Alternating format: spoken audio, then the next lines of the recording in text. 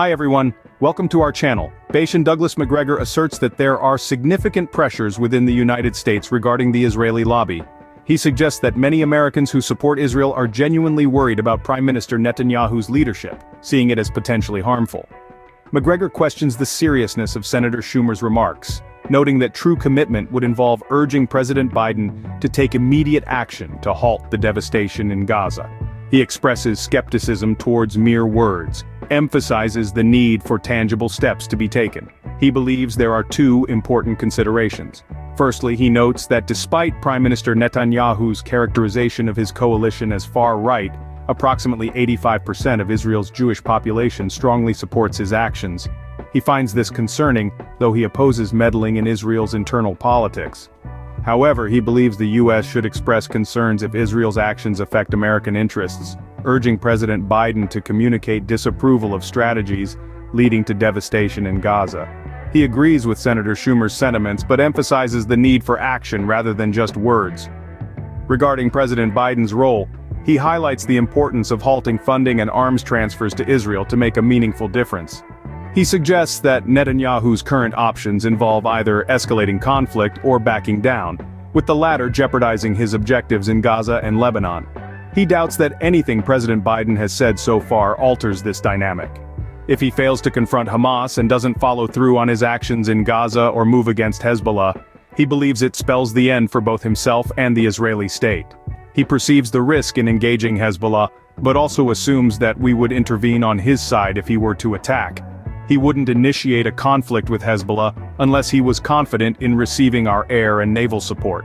Given his considerable influence over Congress, the House of Representatives, and the Senate, it appears logical for him to continue his course of action. However, if this support were to be withdrawn, he'd have to reconsider the viability of his plans. Currently, there's no indication that President Biden will change his stance, withdraw support, or cease funding. Additionally, there's no evidence that the Senate and the House will take a substantive position urging the president to do so. The risk involved is undoubtedly significant and could lead to severe damage to Israel. Nevertheless, he is banking on our unwavering support for his objectives. He anticipates significant involvement from the U.S. Navy and Air Force to back him up with existing special operations forces on the ground and logistical support structures in place in Israel. He has reason to believe in our commitment. However, the crucial question remains, will we indeed stand by him? While nobody in Washington appears to be considering abandoning Israel, the sentiments of the American people are uncertain. Are they willing to be pulled into a broader Middle East conflict, and if so, what are the implications for them, the United States, and our armed forces? The potential for escalation beyond Iran to involve other regional and global powers has been discussed. Previously, Iran will absolutely not permit Hezbollah's destruction. Consequently, Iran will intervene in some capacity to aid Hezbollah against Israel and potentially against us. This inevitably leads to a conflict with Iran. How and where this conflict will unfold remains uncertain. However, it seems almost inevitable this would draw us into war with Iran. Additionally, Egypt and Jordan, already struggling, could easily become embroiled in the conflict. Turkey and Russia would also likely intervene to prevent the destruction of Egypt, Jordan, and Syria. Therefore, instead of seeking a path to peace or stability, it appears we are on the brink of a wider war.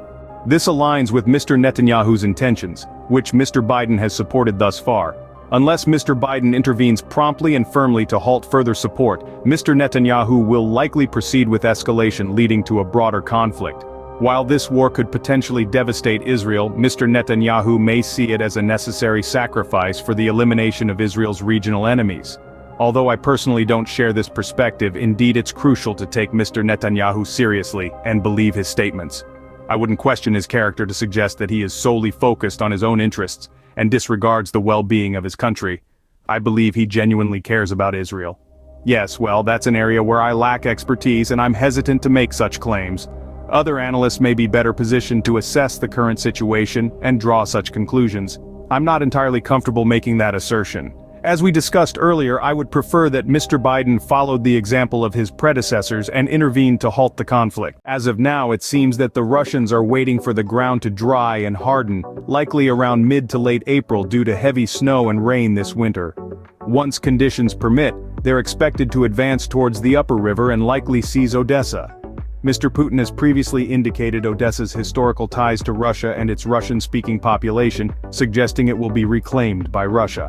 I doubt Mr. Zelensky can remain passive in Kiev throughout all this turmoil. It surprises me that he hasn't taken action, especially considering the loss of life in Ukraine's military.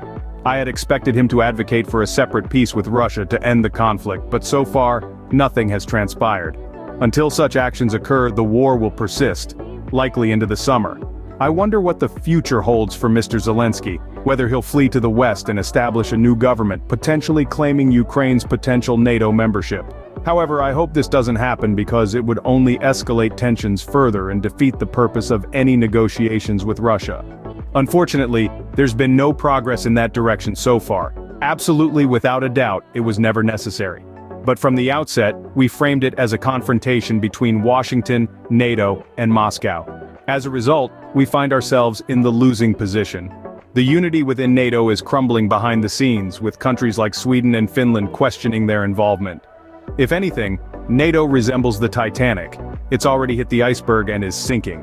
People are scrambling to disassociate themselves from it, which is nonsensical. Regardless of who is elected in November, I doubt NATO will remain the same. It might be abolished or drastically transformed, and the United States likely won't play a significant role in European affairs in the future. Well, it essentially shifts the responsibility to the Europeans to fulfill what he initially desired, which is for them to become their own first responders. The notion that the United States could swiftly deploy all its military might into Europe in the event of a conflict with Russia and save Eastern or even Central Europe from destruction by Russian forces was always a misconception. Eisenhower acknowledged this in the mid-1950s, stating that replicating what was done at Normandy or during World War II would not be feasible due to the threat posed by submarines and long-range strike capabilities. Today, the submarine threat from Russia is far more lethal and immediate. The idea of rapid intervention is essentially an illusion. The Europeans need to come to terms with this and start seeking effective ways to defend themselves. While they've discussed it, they haven't taken concrete actions. Consider when President Trump directed me to expedite our withdrawal from Afghanistan. The Republican leadership in both the Senate and the House opposed him. However, we all understood that if we were to leave Afghanistan, the ideal time to do so was during the winter months. This period from November to February was optimal not just for equipment withdrawal, which would take time regardless, but also to terminate our military presence there. Unfortunately, the decision to withdraw during the summer of the fighting season proved disastrous. It didn't make tactical, operational, or strategic sense.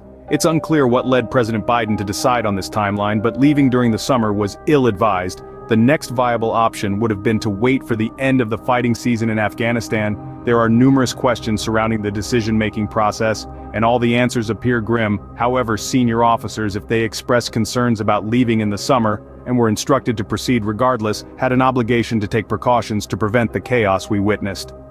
This included not solely relying on Kabul for evacuation, but utilizing Baker and meticulously planned every detail, conducting rehearsals and ensuring that necessary forces were on standby to intervene if needed. The manner in which the evacuation was handled, particularly without proper planning and preparation, raises serious concerns among experienced military personnel, indicating a lack of coherence and logic in the decision-making process. Well, it's evident that we lost 13 service members, most of whom were Marines, although not exclusively. Additionally, Afghan casualties occurred, although the details remain unclear. When undertaking an operation of this nature, meticulous and systematic planning is imperative. Unfortunately, it appears that such planning was lacking. CENTCOM already had established plans for non-combatant evacuation operations, indicating a preparedness framework was available.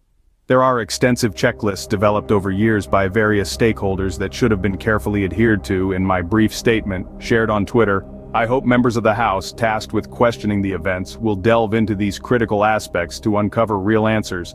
It's crucial to remember that General Milley, as the chairman of the Joint Chiefs, serves as the President's principal military advisor.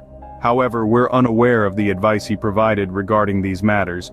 General McKenzie, as the commander of U.S. Central Command, bears ultimate responsibility for the operation under his command. It's imperative that he provides thorough explanations. As for the committee members involved, individuals like Keith Self and Corey Mills with their military backgrounds are well positioned to pose pertinent questions and seek comprehensive answers.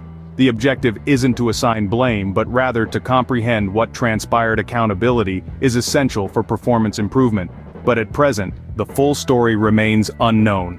We need more information and clarity. Therefore, inquiries must address critical aspects such as the number of rehearsals conducted, the individuals involved in planning and reviewing, General Milley's involvement in meetings and plan reviews, and the advice provided to the president. Additionally, General Mackenzie's actions or attempt to escalate concerns to the president must be scrutinized. These inquiries are essential to understanding the sequence of events fully.